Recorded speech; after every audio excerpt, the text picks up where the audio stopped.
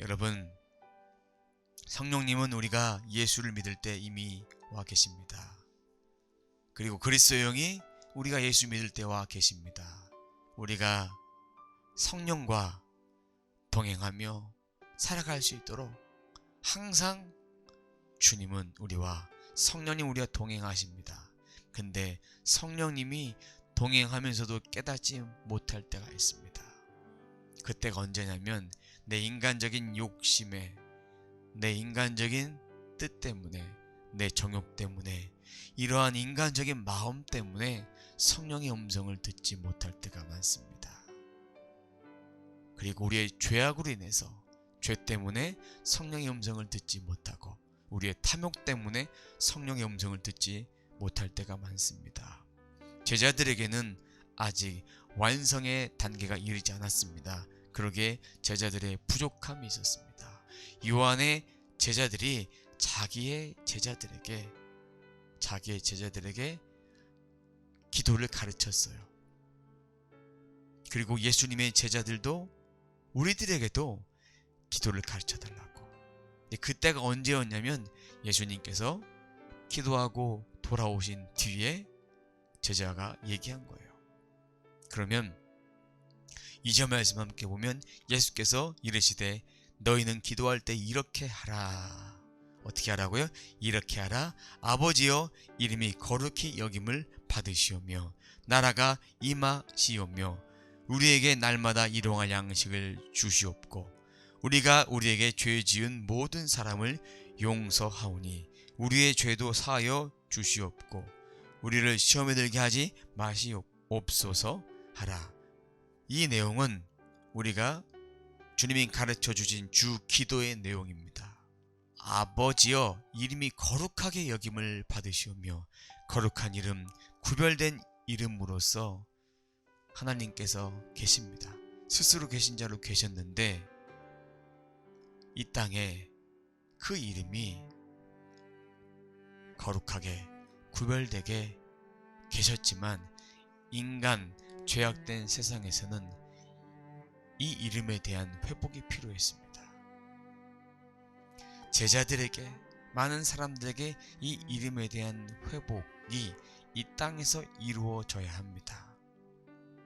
하나님께 받은 은혜가 우리 속에 있지만 우리 삶 속에서, 그리고 우리가 살아가는 세상 속에서는 주님의 빛을 따라가다 보면 그것이 점점 회복되어지지만 죄악 많고 타락한 이 세상 속에서는 그 이름이 빛이 나지 않을 때가 많습니다. 무슨 얘기냐? 그 이름이 가려질 때가 많습니다. 주님이 가려짐 당한 것이 아니라 인간의 죄악으로 말미암아 가려졌던 것입니다. 오늘 본문에 나왔던 그 유대인들의 사회 속에서도 주님의 이름이 가려졌습니다. 그 이름이 거룩히 여김을 받길 원하셨습니다. 곧 회복이 필요하다라는 얘기죠. 나라가 임하시오며 하나님의 통치가 이 땅에서 이루어져야 합니다. 이 얘기는 내 마음대로 살지 않겠습니다. 하나님의 나라와 하나님의 의를 구하겠습니다라는 그런 기도가 담겨진 내용입니다. 그리고 3절 보면 우리에게 날마다 일용할 양식을 주시옵고, 매일의 양식, 일용할 양식, 먹을 양식을 주시는데 그 공급자가 누굽니까? 하나님이신 거예요. 월급을 받는 분들도, 일용직으로 일하시는 분들도, 주급을 받는 분들도, 사업을 하는 분들도 하나님께서 일용할 양식을 나에게 허락하신 거예요. 거기에 공급자는 예수 그리스도가 되십니다. 하나님이 되신다는 그런 고백이 있습니다. 그리고 우리가 우리에게 죄 지은 모든 사람을 용서하오니, 용서하기 위해서 예수 그리스도의 보혈의 피가 필요합니다. 사랑해야 돼요. 하나님 사랑을 해야 죄 지은 모든 사람들을 용서할 수 있습니다. 이웃 사랑이 되어지는 거예요. 그리고 우리의 죄도 사하여 주옵소서, 예수 그리스도의 보혈의 피로 사함을 받는 것입니다. 또 우리를 시험에 들게 하지 마시옵소서 하라. 시험에 들지 않기 위해서 깨어있기 위해서 하나님의 보호하심이 필요합니다. 간섭하심이 필요합니다. 이 기도는 하나님의 나라와 하나님의 의를 구하는 그러한 자로서 우리가 그런 인생을 살겠습니다라는 믿음의 고백이 담겨진 것이고, 제자들에게 이 땅에서 어떻게 기도해야 하는지에 대해서 말해주고 있는 것입니다. 그러면 기도의 원리를 말씀해 주시면서 친구가 너무나 배가 고파서 떡 3덩이를 구워달라고 하고 있습니다. 5절 말씀 봅니다. 또 이르시되 너희 중에 누가 벗이 있는데 밤중에 그에게 가서 말하기를 벗이여 떡 3덩이를 내게 구워달라. 떡 3덩이는 한 끼 식사를 말하는 거예요. 떡 3덩이 얼마 안 되는 거예요. 이 얘기는 넉넉하지 않은 친구예요. 긍휼의 마음으로 불쌍한 자들이요, 가난한 자들이요, 그런 자에게 어떻게 해야 될 것인가. 6절입니다. 내 벗이 여행 중에 내게 왔으나 내가 먹일 것이 없노라 하면 그가 안에서 대답하여 이르되 나를 괴롭게 하지 말라. 문이 이미 닫혔고 아이들이 나와 함께 침실에 누웠으니 일어나 내게 줄 수가 없노라 하겠느냐. 8절입니다. 내가 너에게 말하노니 비록 벗됨으로 인하여서는 일어나서 주지 아니할지라도 그 간청함을 인하여 일어나 그 요구대로 주리라. 무슨 얘기냐? 친구가 먹을 것이 없어요. 달라고 했는데 그 소리를 듣고 친구로서는 그냥 인간적인 마음으로는 줄 수가 없는 거예요. 왜? 자야 되니까 귀찮은 거죠. 근데 오늘 말씀에서 그 간청함을 인하여 일어나 그 요구대로 주리라. 간청하다라는 뜻은요, 아나이데이아라는 헬라어를 가지고 있습니다. 무슨 뜻이냐면요, 막무가내, 몰염치, 무례함, 이런 거예요. 이거를 이 간청함이 끈질기게 이야기한 거예요. 나 배고프니까 좀 도와달라.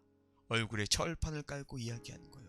이 친구가 그 말을 들었을 때 친구로서는 주지 않아도 되지만, 주지 않을 수도 있지만 간청함을 인해서 그 요구대로 준다고 했어요.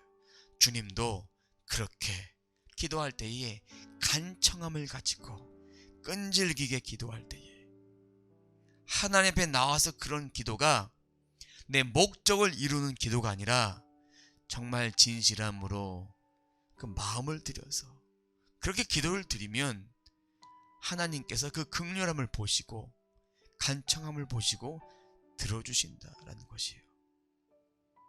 들어주신다. 또 말씀 봅니다. 9절입니다. 내가 또 너희에게 이르노니 구하라 그리하면 그러면 너희에게 주실 것이요, 찾으라 그러면 찾아낼 것이요, 문을 두드리라 그러면 너희에게 열릴 것이니 구하는 이마다 받을 것이요 찾는 이는 찾아낼 것이요 두드리는 이에게 열릴 것이니라. 그러면 구하면 주신다, 찾으면 찾아낼 것이고, 그리고 문을 두드리면 어떻게 됩니까? 열릴 것이고 열릴 것이다. 반복해서 2번을 말씀해 주고 있습니다. 그렇게 간절한 마음으로 찾는 것인데, 이 말씀을 가만히 묵상해 봤습니다. 그럼 과연 어떻게 기도해야 될까? 간절함으로 하나님의 나라와 하나님의 의를 구해야 되는데, 그러면 그렇게 되기 위해서는 초반부에 말씀을 드렸죠. 회복이 필요하다고 했습니다. 그 회복이 있기 위해서는 뭐가 있어야 됩니까? 주의 말씀이 내 안에 있어야 되죠. 그리고 주님 앞에 간절한 마음으로 기도해야 됩니다. 구하는 것은 그런 간절함이 담겨진 것입니다. 그런 기도가 담겨진 것이죠. 찾는 거, 내비게이션을 켜고 갈 때 주소를 알아야 돼요. 어딜 가는지 알아야 돼요. 그리고 내비게이션 없던 시절에는 주소책을 뒤져서 지도를 뒤져서 이렇게 찾아봅니다. 그리고 표지판을 보고 갑니다. 그럼 뭔가 정보가 있어야 돼요. 찾기 위해서 필요한 것이 우리들에게 말씀이 필요한 거예요. 두드리는 거, 간절한 마음이 있어야 돼요. 간절한 마음. 간절한 마음으로 기도하면 반드시 응답이 되고 돌파가 되는데, 근데 하나님은 우리들의 정확한 필요를 아십니다. 제자들에게 주님이 기도를 가르쳐 주셨던 이유는 오늘 말씀에서 주님이 정확한 선물을 알고 계신다는 얘기예요. 11절 보면 너희 중에 아버지 된 자로서 누가 아들이 생선을 달라 하는데 생선 대신 뱀을 주며, 12절 알을 달라 하는데 전갈을 주겠느냐. 생선이 필요한 아들에게 생선을 주십니다. 알이 필요한 아들에게는 알을 줘요. 근데 생선이 필요하다고 구했는데 뱀을 주지 않습니다. 알이 필요하다고 구했는데 전갈을 주지 않아요. 그러면서 13절에 뭐라 말씀하냐. 너희가 악할지라도 좋은 것을 자식에게 줄 알거든 하물며 너희 하늘 아버지께서는 구하는 자에게 성령을 주지 않겠느냐. 뭘 구하란 얘기입니까? 성령을 구하란 얘기입니다. 하나님의 나라와 하나님의 의를 구하라. 그리하면 이 모든 것을 더해 주신다. 그러면 주인이 나에서 하나님으로 옮겨진 거예요. 하나님으로 옮겨지면 회복이 될 수밖에 없고, 이 땅에 하나님의 통치, 내 심령 안에 하나님의 통치가 일어나고, 또한 일용할 양식을 주시는 그 분이 하나님 되심을 고백할 수 있고, 그리고 예수 그리스도 안에서 이웃 사랑이 되고 하나님 사랑이 되니까 모든 사람을 용서해 줄 수 있어요. 그리고 주님 앞에 예수 그리스도의 보혈로 죄사함을 받을 수 있고, 그리고 주님이 함께 하시니까 시험을 넉넉히 감당할 수 있습니다. 감당할 수 힘을 주십니다.